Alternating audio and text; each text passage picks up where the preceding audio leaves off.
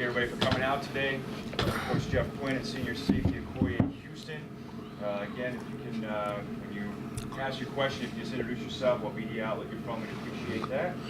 And Coach, we'll open up with a statement and we'll take questions. All right, very good. Thank you, John. I want to appreciate everyone for being here. We had a real solid week last week, our bonus week with recruiting, recovery, and academics. One of the highlights of our program, and these guys have been working extremely hard in the classroom. We're going to post the highest APR score in the history of our program at 976. Very proud of the work these young men have done in the classroom. When I first took over, our score was a 906. So these guys over the last few years have done an outstanding job in the classroom. Also, big note, last Tuesday was Freddie Lee being selected to the 2013 All-State AFCA Good Works team. Very proud of the work that he's done, not only in the classroom in our football program, but off the field and in the community. And I think it shows the kind of things that we're looking for in our program. It's very, very proud of him. And there's only 22 in the entire country selected, so very prestigious honor for he and his family, and it's indicative of the kind of young men that we look for in our program. Moving forward, UConn, looking forward to a tremendous crowd Saturday. If you looked at the previous game, it was probably the best game day atmosphere that I've ever seen since I've been here. And we're looking forward to it. It's going to be 75 and sunny in the SUNY system on Saturday, and I think it's going to be a tremendous matchup for us to be able to see where we are at this point. You know, we've set a lot of goals in our program, and this game is an important one for us to achieve that. We're very familiar with UConn, their program. We've played them 12 times, the most from a non-league opponent since 1999 when we first went from into Division 1A. We've got a lot of respect for Coach Pasqualoni and his staff. And it's going to be a physical four-quarter battle. We know that. And the team that responds is going to come out of this one victorious. This gentleman sitting next to me, to my right, your left, a senior safety at Okoye Houston's our guest today. Very proud of this young man. He's a student of the game. He's got a very high IQ for the game of football. We call it football intelligence. Comes from a great family. He's been a four-year starter for us. Played it as a true freshman. Last year he was our special teams player of the year. Against Stony Brook, he had a career high. He had 14 tackles, 2 TFLs, and 1 sack. Just a tremendous leader. Been very impressed with his work, and he's close to finishing up in 4 years his international business degree. So with that, I'll open it up for any questions that you have. Hey, Jeff. Bob DeSouza, Buffalo News. You alluded to, the goals you guys had set, and obviously bowl eligibility comes into play in a non-conference. I mean, when you look at it, really, if you take care of business at home, with the way your schedule pans out, 6-6, you qualify. Yeah, and we got to take care of business this Saturday. You're without a doubt. We talked about our team's mentality and its focus, being a bowl-eligible football team. And if you take care of every game at home, and you take care of at least 50% on the road, you're going to be right where you want to be down the stretch. And this one's a big one, in our opinion. So now our kids understand the importance of it. But I want them to focus more not on the outcome as it is on the preparation and getting to know their opponent. They did a great job last week. We're healthy. We're ready for the challenge. And I tell you, with a veteran team, this is the perfect timing for us to see where we're at. Jeff, Andy Young with YNN. How concerned are you with the offensive output? Kind of had a slow game against Stony Brook and kind of getting that turned around. Yeah, we need to do a better job. I think this is a game, what UConn presents to us is a lot of press coverage, a lot of cover one looks. They're going to get up into our receivers at the line of scrimmage, and we're going to have to beat that. It's going to be a grip it and rip it type of day. We're going to have to manufacture some run game so we can keep the chains moving, but it's going to be a fight and claw for every inch, every first down, and every opportunity to put ourselves in that position. But I know our kids are ready for that challenge, and certainly I feel good about where we're at. in terms of being able to get our game plan set. We had a week in advance to do that. We saw them against Michigan and saw some of the things that they were able to do against Michigan. It's going to be a great test and a challenge for us, but we need to do a better job offensively in terms of putting the points on the board and getting ourselves in those positions to score. So Stu Boyer from Channel 2 Buffalo. Will you have a completely healthy Bo Oliver to get the ball to? It's not been the kind of year that we're used to. No, it's still early. Bo's a tough kid. He's ready to go. We'll certainly see him play Saturday, and he's excited about the opportunity. Coach Sean Gagne, Spectrum. What's the game plan for Anthony Taylor, utilizing him with both of them? Well, I think you find that Anthony answered, the call, and that's really what it was about. Is a chance for a young man to prepare himself, and you never know. It's always, I tell the players all the time, excuse me, is that you put yourself in that mindset that every week that you got an opportunity to play if you're the next guy in, the key backup. And as I said, before the game, when I heard in pregame, right before the game, I didn't even have to say a word. Not a word came out of my mouth, and Anthony said, "Hey, next bull in, coach, I'm ready." And that shows a lot of responsibility and maturity, and he's developed a lot of that over the course of his time. So we know that Bo's going to be ready to go. He's going to get the nod, which he's deserving of that. But we also feel good, and our team does, to know that we have other guys that are going to be responsible and ready to play if that's the case. But we'll get them in there. Jeff, Paul Peck from Buffalo Bulls Radio. What did Stony Brook do to limit Alex Nutz's yardage after his catches? And are you still feeling like you're kind of searching for another option to take a little bit of the pressure off Alex in the passing game? And is that something you worked on this past week? Yeah, I wasn't so much what Stony Brook did. I think when we find the things that Alex Nutz does, he catches the ball, he secures the ball, whether you're getting big yardage, we weren't able to get him back behind the defense, and they obviously saw what everyone saw against Baylor. They were certainly a lot more conscientious of that, probably a lot more respect for Alex and his speed and ability to do that. So I think that's, you got to give and take a little bit there. But we're constantly looking for ways to, get the ball downfield, and that's a big part of it. And Alex Nutz is certainly a go-to guy. We have some other guys that I think by committee will do a good job for us. I think Freddie Lee, John Dunmore, Devin Hughes, you look at our big tight ends, we got to just keep spreading the ball around. And Devin Campbell is another one. And Joe will get the ball to the right guys. And I think Joe understands what this game plan's about at an early stage in this week in terms of going into Saturday. So, he feels good. We had a good practice yesterday. I'm excited about seeing where they are with our throw game this for today and tomorrow and Thursday, and then see it unveiled on Saturday. Hey, Rodney McKissick, Buffalo News. Defensively, UConn doesn't run that much. They're going to pass the ball a lot. Talk about the challenges of stopping that. Well, that's why I brought Nicoya here, because that's his part, I know. But I think he's, it starts with the quarterback. He's got a strong arm. He completes the ball downfield well. Chandler Whitmer is who I'm referring to. His best receiver wasn't, playing Saturday against Michigan. So they think they've got the ability with that skill level to get the ball downfield. They got a new offensive coordinator, so he's a throw-first guy, and you can see the emphasis of that. They're a no huddle, a lot different than what we, remember with the UConn team in the past. But I would say their sacks have kind of, put them with that kind of average of rushing per game a little bit. But they'll hand the ball off to McCombs, and,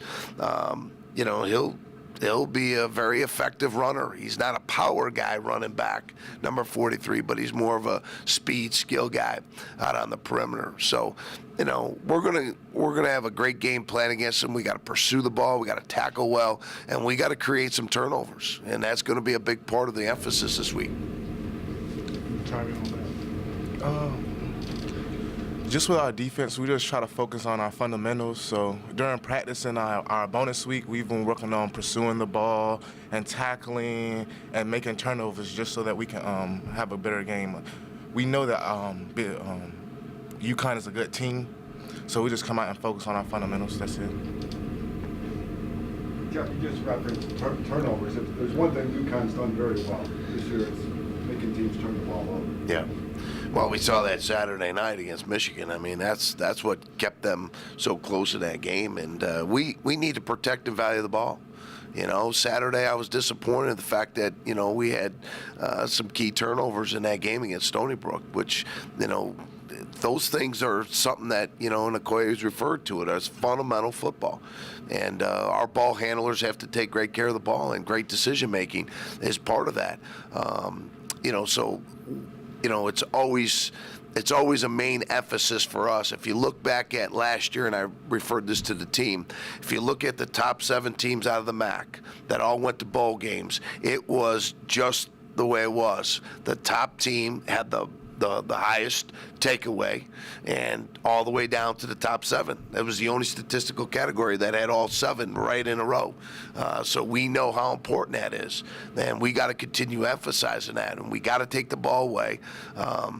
But more importantly, we need to protect it and value it, and that's been a main emphasis for me, Coach Wood, Coach Patterson, Coach Simon, you know, on the offensive side. Okoye, as you look back, or as you remember back to some of the past games against Connecticut over the last couple of years, you guys have been close. They've been tough games. It's been maybe 1 or 2 plays that they've made that were the difference. Is that frustrating for you as a player? Do you feel like you guys are ready to maybe make those other couple of plays that you need to finally win this year? It's not frustrating. You just know that football is the difference between winning and losing is a couple of plays. So we know that we've been closer than we're close to that milestone of beating them. But we're just gonna come out and play our game, and we're gonna try to win. I mean, we always try to win every game. So we'll come out and play our game, our fundamentals, our technique. And we're just gonna try to come out and win. Okoye, Andy Young with YNN. What did the open week do for you guys as maybe a refresher mentally to kind of put Stony Brook, Baylor, Ohio State behind you, focus on UConn and focus on those goals of a MAC championship and things like that? Like Coach tell us all the time, is like, the past is the past. It cannot change the future. Like, yeah, we played those games, but we still have the rest of the season to play, and we are focused on winning the MAC championship. So we have to come out every day like it's a new day. You can't remember the past. It's good to do it, like to remember it, but you can't dwell on it. You have to move on.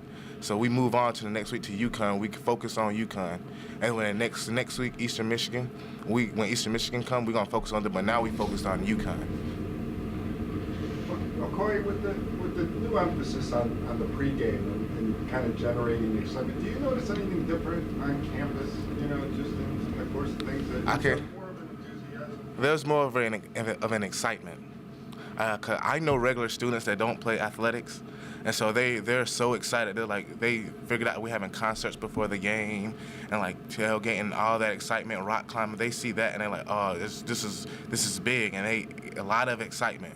So in that, it draws more people to the games, and then they want to see my friends. They want to see me play, and like all my teammates, all their friends want to see them play. So it's just a better atmosphere, a great atmosphere actually, and just playing for your fans, the people that come and see you, that support you. It's great. Jeff, can you just address the progress of Boise Ross at this stage? I mean, he was a guy who was pretty. Showed a lot of speed in camp, and so is there, where does he stand in terms of maybe getting on the field? Becoming more familiar. I think as time moves along, the challenge that I face with a true freshman is, do you put him in for a few plays, or do you make the decision and say, hey, he's the starter? And right now, I think he's learning the system. He's handling a lot of the duties in practice of punt return, kick return, which we think he has a bright future in doing that for us. But right now, we haven't made a decision to play him. We've made a decision to play some other guys ahead of him. As time moves along, that could change. He's ready. He's a responsible guy. He says, hey, I'm ready to play. He's continuously learning how to, be a better, blocker, be a better pass route runner, and then I think he's just a tremendous asset to our programming. He gives us a viable option, but I haven't made the decision, nor Coach Wood, to say, hey, he's going to go in the game yet. We're going to see how things play out, but he told me the other day, I'm ready. When you need me, Coach, I'll be ready to play for you. How does his speed compare with the receivers? You probably have a better idea. He's a nice player. He great talent. I couldn't tell you about personnel or anything, but as a leader, I talked to a lot of the freshmen, offensive freshmen, defensive freshmen, no matter what. I talked to all of them, and me and Boise both return. So when I'm back there, I tell him, like, you have to know what you have to do to get on the field. You can't not know what to do and be on the field. Because as Coach said, I'm a big IQ person. I know what to do on the field, and I pride myself with that because I always want to know what I do, what I need to do on the field. So with him, I tell him, like, you have to know what you need to do on the field just to get on the field. You got great talent, but you have to know what you need to do on the field just to get on the field. You can't go on the field and mess up. Great talent, can play. If he does what he needs to do, playbook wise, he'll be a great player. Jeff, did you actually watch their game, the broadcast of the game Saturday by chance, and what were your impressions of what you saw from Connecticut? It's not often you get a chance to actually watch your opponent like that. Yeah, I took 3 pages of notes. My wife was like, what are you doing? I said, listen, these are all little things that I think is going to be important to share with the staff and the team. But it was a different perspective to hear the comments, from the game, so on and so forth, then as opposed to just flipping on the film through our DV Sports, where you don't get the audio, you don't get the feedback from, the commentators and stuff. So it was interesting because you're right, I don't get many chances to do that. But what I saw was, again, what everyone saw, a team like UConn at home. That was what an exciting and energized big-time football game Saturday night, and that's what we're trying to duplicate, is bring that same mentality here. We have an outstanding team coming in, opponent, UConn. There's a lot riding on this game. We understand the matchup, the importance of it. That's what this is about, and it comes right here to Western New York, and that's what we're excited about, is get that game day experience, just like we saw in the Stony Brook game, and I saw that on national television Saturday night, and that's what we want to continue to develop here in our football program. The linebacker number 33, Smallwood, had a big game against you guys last year. He had a particularly big game Saturday. Is he one of those guys, when you look at their defense, that it starts at the top of the list of guys you have to neutralize? Well, you're absolutely right. He shows up. It doesn't take long to watch their defense, and he's their leader. Very active. He's their, top tackler, top sack getter. He's their leader. So we're going to have to do a good job of, putting our hat on them and fitting them up and sustaining the fit. And that's really what it comes down to, They're not going to present a bunch of different looks that we're not going to be prepared for. We're going to know where they're at, but it's going to be the matchups, the physical one-on-one matchups that are going to really dictate the outcome of this game on both sides of the ball and special teams. And he certainly is a tough guy to block. Michigan had a hard time blocking him. Maryland had a hard time blocking him. So, we got a lot of respect for Yemen. So it's going to be interesting to see how our guys, Yauman, Smallwood, we'll keep it correct there. But they got another big guy in the middle there, number 59. That's Shamir Stephan. He's a big kid.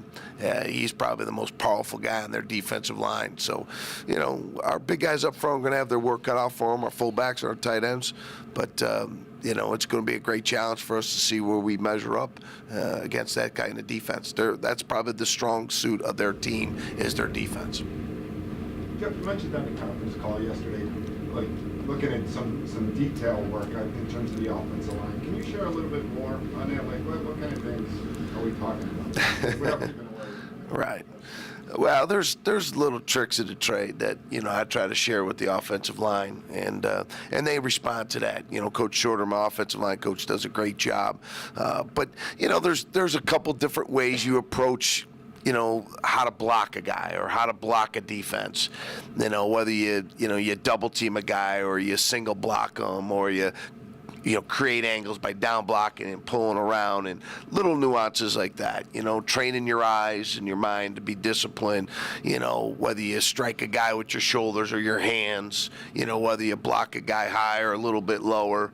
All those little detail things is what I wanted to spend some time last week with the offensive line, just to get them to understand they have some tools in their toolbox to adjust to certain things if teams are doing certain things, if they're grabbing you or throwing you to the ground or line games and different things of that nature. And that's what we spent a lot of time with on the offensive line last week and really kind of transitioned into yesterday too. Do you think the second half of Stony Brook might have been really the first chance they were afforded to get into a rhythm? I mean, you fell behind Ohio State early, Baylor was Baylor.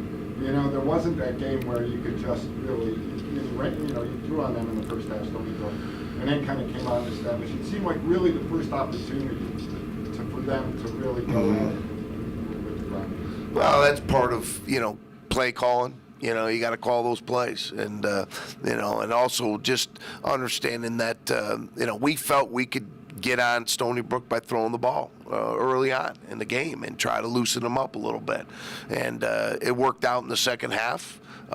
By being able to get in there and saying, hey, this is where our mentality is by running the ball and calling those runs. And then the kids responded to it. And every game's a little different, from that standpoint. We know this is a very strong, powerful group of defensive front seven. They do a good job, but I think it's an opportunity for us to really establish ourselves as being more mentally locked into how to physically get after people in the run game, and that's what we have to do this week, and we got to continue building on that, and we're going to place a great deal of emphasis on that this week, and as we continue forward, as our opponents continue to present themselves to us. Anything else? All right, thanks, Jeff. All right, thank you. Boy, are you ready to available one-on-one?